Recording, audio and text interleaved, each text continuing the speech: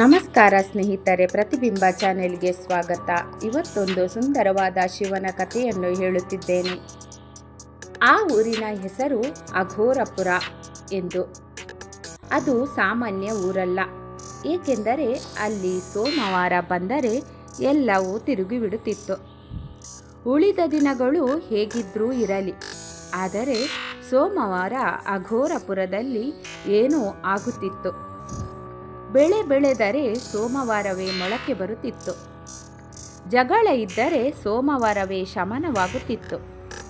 ಯಾರಾದರೂ ಅನಾರೋಗ್ಯದಿಂದ ಬಳಲುತ್ತಿದ್ದರೆ ಸೋಮವಾರವೇ ಏನಾದರೂ ತಿರುವು ಬರುತ್ತಿತ್ತು. ಜನರು ಇದನ್ನು ಶಿವನ ಕಣ್ಣು ಬೀಳುವ ದಿನ ಅಂತ ಕರೆಯುತ್ತಿದ್ದರು. ಆ ಊರಿನ ಮಧ್ಯದಲ್ಲಿ ಒಂದು ವಿಚಿತ್ರ ಶಿವಾಲಯ ಇತ್ತು. ಅದಕ್ಕೆ ಗೋಪುರ ಇರಲಿಲ್ಲ, ದೊಡ್ಡ ಬಾಗಿಲು ಕೂಡ ಇರಲಿಲ್ಲ. ಆದರೆ ಆ ದೇವಸ್ಥಾನಕ್ಕೆ ಹೋದವರು ಮತ್ತೆ ಮತ್ತೆ ಹೋಗಬೇಕೆನಿಸುವ ಅನುಭವ ಹೇಳುತ್ತಿದ್ದರು. ಆ ಶಿವಲಿಂಗ ಸಾಮಾನ್ಯ ಲಿಂಗವಲ್ಲ. ಪ್ರತಿ ಸೋಮವಾರ ಅದರ ಮೇಲೆ ತಾವಾಗಿಯೇ ಹಸಿರು ಎಲೆ ಬೀಳುತ್ತಿತ್ತು. ಯಾರೂ ಹಾಕಿದಂತೆ ಕಾಣುತ್ತಿರಲಿಲ್ಲ. ಬೆಳಿಗ್ಗೆ ಬಂದಾಗಲೇ ಲಿಂಗದ ಸುತ್ತ ಎಲೆಗಳ ವಲಯ. ಆ ಊರಿನಲ್ಲಿ ಕೇಶವ ಎಂಬ ಯುವಕ ಇದ್ದ. ಅವನು ದೇವರನ್ನು ನಂಬುವವನು ಅಲ್ಲ, ಆದರೆ ಅವನಿಗೆ ನಂಬಿಕೆಯಲ್ಲ, ಫಲ ಬೇಕಿತ್ತು. ಅವನ ತಂದೆ ಕೃಷಿಕ. ವರ್ಷಗಳಿಂದ ಸಾಲ, ನಷ್ಟ, ಅವಮಾನ. ಕೇಶವನಿಗೆ ಒಂದು ಕನಸಿತ್ತು, ಊರನ್ನೇ ಬಿಟ್ಟು ದೊಡ್ಡ ಪಟ್ಟಣಕ್ಕೆ ಹೋಗಬೇಕು ಎಂದು. ಈ ದೇವರು, ದೇವಸ್ಥಾನ, ಸೋಮವಾರ ಎಲ್ಲವೂ ಅವನಿಗೆ ಅಡ್ಡಿಯಂತೆ ಕಾಣುತ್ತಿತ್ತು.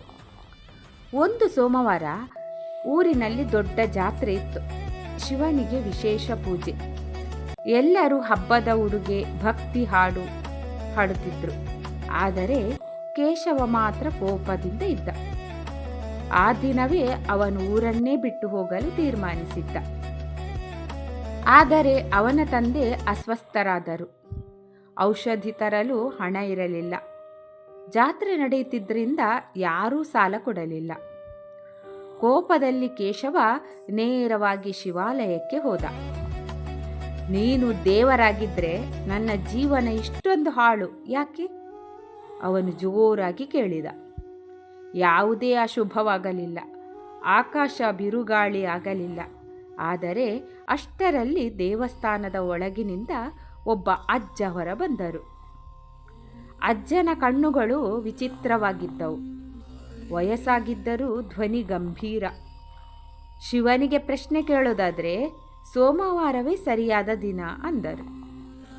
ಕೇಶವ ನಗುತ್ತಾ ಹೇಳಿದ, ಉತ್ತರ ಕೊಡ್ತಾನ?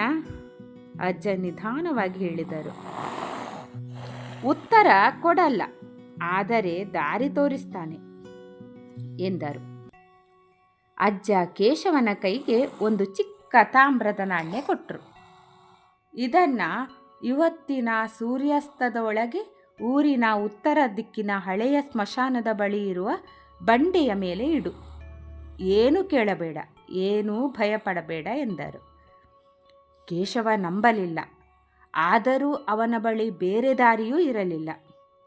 ಸಾಯಂಕಾಲ ಸ್ಮಶಾನಕ್ಕೆ ಹೋದ.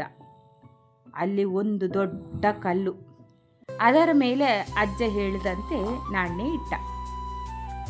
ಅಷ್ಟರಲ್ಲಿ ಭೂಮಿ ಸ್ವಲ್ಪ ಕಂಪಿಸಿದಂತೆ ಅನಿಸಿತು. ಕಲ್ಲಿನ ಕೆಳಗಿನಿಂದ ನೀರಿನ ಸದ್ದು. ಭಯದಿಂದ ಕೇಶವ ಹಿಂದೆ ಸರಿದ. ಆದರೆ ಅಲ್ಲಿ ಭಯಕ್ಕಿಂತ ಆಶ್ಚರ್ಯ ಜಾಸ್ತಿ. ಕಲ್ಲಿನ ಬಿರುಕುಗಳಿಂದ ನೀರು ಹೊರಬರುತ್ತಿತ್ತು. ಮರುದಿನ ಊರೆಲ್ಲ ಸುದ್ದಿ. ಸ್ಮಶಾನದ ಬಳಿ ಹೊಸ ನೀರಿನ ಮೂಲ. ಆ ನೀರು ಊರಿನ ಹೊಲಗಳಿಗೆ ಹರಿಯಿತು. ವರ್ಷಗಳ ಬರ ಮುಕ್ತಾಯವಾಯಿತು. ಕೇಶವನ ತಂದೆಯ ಹೊಲ ಮೊದಲ ಬಾರಿಗೆ ಉತ್ತಮ ಬೆಳೆ ಕೊಟ್ಟಿತ್ತು. ಕೇಶವ ಅಜ್ಜನನ್ನು ಹುಡುಕಿದ. ದೇವಸ್ಥಾನದಲ್ಲೂ ಊರಲ್ಲೂ ಯಾರಿಗೂ ಅಜ್ಜ ಯಾರೂ ಗೊತ್ತಿರಲಿಲ್ಲ. ಕೆಲವರು ಹೇಳಿದರು, ಇಲ್ಲಿ ಸೋಮವಾರಕ್ಕೆ ಮಾತ್ರ ಒಬ್ಬ ಅಜ್ಜ ಕಾಣಿಸ್ತಾರೆ, ಉಳಿದ ದಿನ ಯಾರೂ ನೋಡಿಲ್ಲ ಎಂದರು. ಅದಾದ ಕೆಲ ತಿಂಗಳುಗಳಲ್ಲಿ ಕೇಶವನ ಜೀವನ ಬದಲಾಯಿತು. ಅವನು ಊರು ಬಿಟ್ಟು ಹೋಗಲಿಲ್ಲ. ಕೃಷಿಯಲ್ಲಿ ಹೊಸ ಪ್ರಯೋಗ ಮಾಡಿದ. ಜನರಿಗೆ ಸಹಾಯ ಮಾಡಿದ. ಪ್ರತಿ ಸೋಮವಾರ ಶಿವಾಲಯಕ್ಕೆ ಹೋಗುತ್ತಿದ್ದ. ಆದರೆ ಕೇಳಲು ಅಲ್ಲ, ಕೃತಜ್ಞತೆಯಿಂದ. ಒಂದು ಸೋಮವಾರ ಮತ್ತೆ ಅಜ್ಜ ಬಂದರು. ಈಗ ಏನು ಬೇಕು ಅಂದರು. ಕೇಶವ ನಗುತ್ತಾ ಉತ್ತರಿಸಿದ, ಏನು ಬೇಡ, ಅರ್ಥವಾಯಿತು ಎಂದ. ಅಜ್ಜ ಕಣ್ಣು ಮಿಟುಕಿಸಿ ಹೇಳಿದ್ರು, ಅದೇ ಶಿವನ ವರ. ಆ ದಿನದಿಂದ ಅಘೋರಪುರದಲ್ಲಿ ಜನರು ಹೇಳುತ್ತಾರೆ, ಸೋಮವಾರ ಶಿವನು ಸ್ವರ್ಗದಿಂದ ಇಳಿಯೋದಿಲ್ಲ. ಅವನು ಮನುಷ್ಯನ ಧೈರ್ಯವಾಗಿ, ಅವಕಾಶವಾಗಿ ತಿರುವಾಗಿ ಬರುತ್ತಾನೆ. ಸೋಮವಾರ ದೇವರ ದಿನ ಅಲ್ಲ, ಸೋಮವಾರ ಬದಲಾವಣೆಯ ದಿನ.